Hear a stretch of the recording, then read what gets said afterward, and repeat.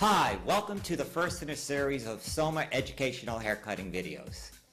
My name is Albie Mulcahy, and today I'm going to be demonstrating two haircuts for you, as well as showing you and sharing with you how to use the SOMA products in your salon and behind the chair on an everyday basis.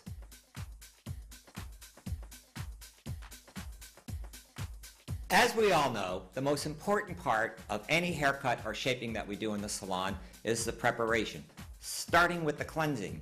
At SOMA, we have a wide range of cleansing and conditioning products specially designed for that particular client. Whether it be weightless for that really fine textured limp hair and you want to add a lot of body and lift to it, whether it be color protect for those color clients that you want to extend the life of that color, being the low pH of the SOMA products, or like on our first model, Sarah, where it would be moisture, which is what we used on her for that severely dehydrated hair.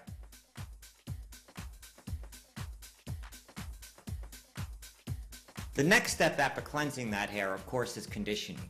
Again, SOMA has a wide range of conditioners. On our first model, Sarah, I decided to use the smoothing conditioner, again, because of the dehydration and the curly texture of her hair. It helps me get that hair really smooth. Again, on our second model, I use the Color Protect conditioner, which we'll talk about when we get to that. When I get my clients back to the chair, I always use the SOMA leave-in condition on every single client, whether it be a dry cut or a wet cut. On wet cutting, the leave-in conditioner is an excellent cutting lotion, keeps that hair in control. On my dry cutting, it's also a wonderful UV ray protector as well as damage control for the hot tools that we're going to be using. All of my clients use the SOMA leave-in conditioner.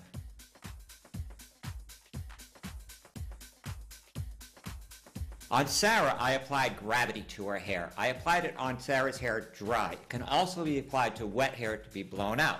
When blown out, the hair comes out soft, shiny, and manageable. Gravity is a cream that is designed to straighten curly, frizzy, coarse, wavy hair. On dry hair, as you can see from the video, when I use my flat iron, the hair comes out very shiny, very smooth, and it gives me a great texture to work with.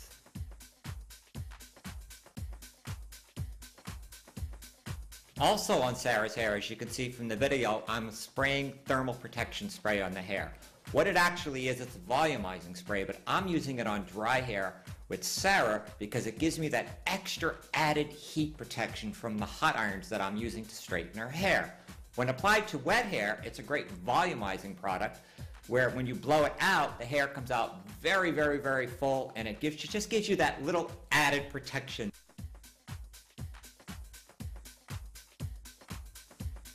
On the finish of Sarah's hair, as you can see, we use two SOMA products. First being Pasted. It's one of my favorite products to work with.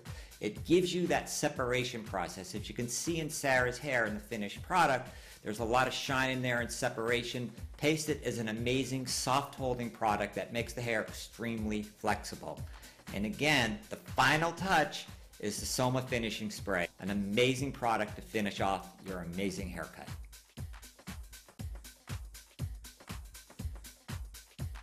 One of the most important things about tapering the hair you're seeing in the video is the way we hold our shears. Normally, when we're cutting hair wet, or the way most of us have been trained, you hold the shears in this fashion with your second finger in, coming flat, and working with just your thumb. That's an accurate way when you're cutting hair wet. When we get into tapering the hair, the challenge is these two fingers are putting a lot of weight on the shear itself. So therefore, you could A, end up taking off too much hair, or more importantly, B, being too heavy-handed and pulling on the client's hair, and they would feel it. So what I'm recommending when you get into the tapering is to take this finger out. Put your middle finger in, like so. Not even all the way, just a little bit. Okay, what that does, it takes the weight off the shear itself, so therefore you have more flexibility in movement. Again, if we go back here with the two fingers on the shear, there's no movement. It's very stiff. If we take that finger out, put your middle finger in, now we have flexibility. The next thing we want to do is to make sure when you're cutting the hair is the back of your hand. When you're tapering, the back of your hand is against the head. So we're picking the hair up as you see in the video, and we're going backwards to open the shear and forward to close it, but not closing it all the way. So it becomes like this type of a motion, almost like a circular motion.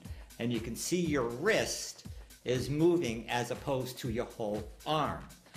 The other thing that's important is how far in to the shear do you go? Stay on the tip within 1/2 to 3/4 of an inch, no more. Oftentimes when I teach people how to do this technique, they open up the shear all the way and they go all the way down to the shaft.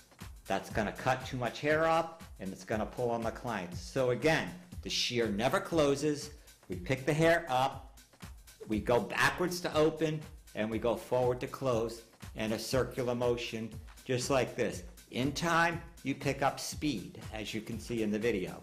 So again, normal, switch fingers, hand behind the head, pick up the hair, and taper, just like so.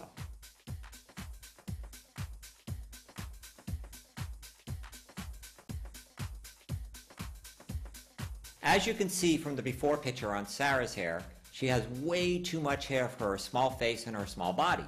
So what we decided to do was to bring her hair up into a modern bob by removing all of that weight on the bottom of her hair from the thick curliness texture of her hair to something that is very, very close on the bottom and lots more body on top. Using the cutting technique that we're going to show you, as well as the gravity product by SOMA, we get complete control over that uncontrollable hair for her. Sectioning the hair for Sarah's haircut is all about getting most of the hair out of our way. So our first section is right on the top in the diamond shape.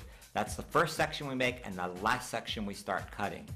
As we go down, I section out piece by piece, working with my flat iron, always starting at the bottom, holding my comb and just taking the length off. Whether you're pinpoint cutting, which I'm doing right now, or blunt cutting on finer hair to achieve weight on the bottom.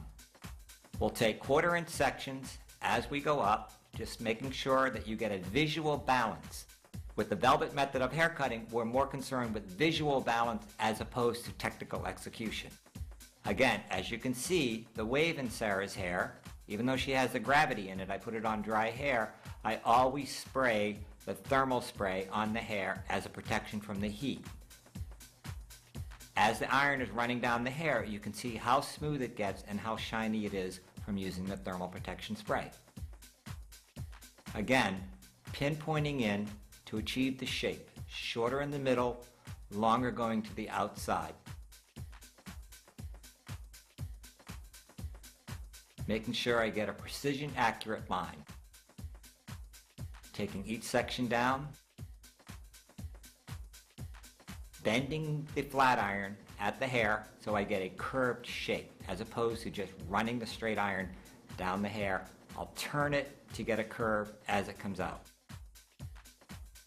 We begin our tapering again by bringing it up, working on the tips of the shears, and here I'm demonstrating again how we work with how we hold the shear,